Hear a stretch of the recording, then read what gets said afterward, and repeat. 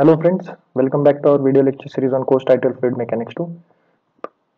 In the previous lecture we have started a new topic, flow in open channel, and in this lecture we will continue with that topic with some basic equation which we are going to cover in this lecture.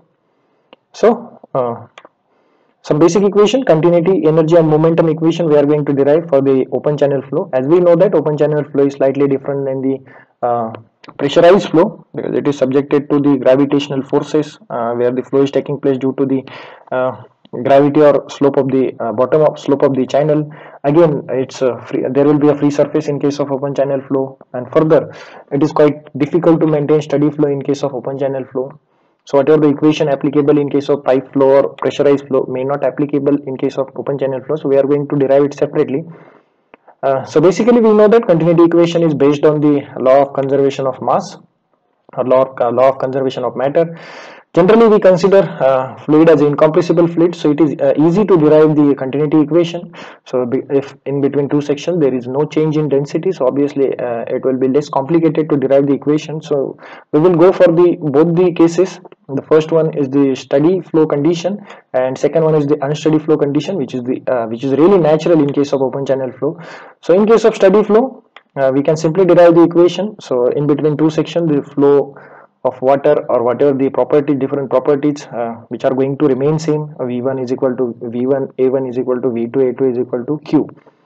So those properties are going to remain same, but that would be not the case in case of open channel flow because most of the open channel flow are the unsteady flow and we need to derive the separate equation for the unsteady flow.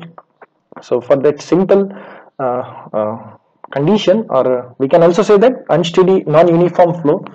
So for that simple derivation we will consider open channel having the this depth of flow y. This is the depth of flow y and having the free surface, and we are going to consider two sections, section 1 and section 2. So we are going to derive the continuity equation in between those two sections having the length of that reach, whatever the section I have considered it, is delta x. So we are going to derive the continuity equation for this reach. Now in case of unsteady flow conditions, whatever the inflow coming to this whatever the flow coming to this section 1 may not remain same at section 2 because there might be a possibility that there are some inflows taking place in between section 1 and section 2. So I will say it as a, like say dou q. So dq is the inflow which is taking place inside this particular section in between section 1 and section 2.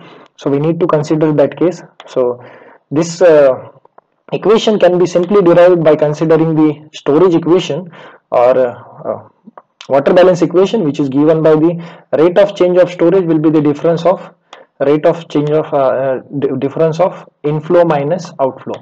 By considering this case we can simply derive the continuity equation for the open channel flow.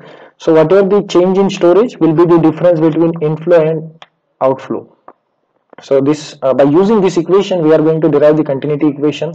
So we will define whatever the inflow coming to this section having length delta x and whatever the inflow going out from this section delta x.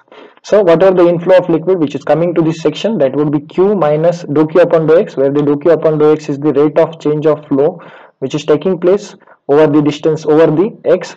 So dou q upon dou x multiplied by over what length it is going to change, that is delta x divided by 2.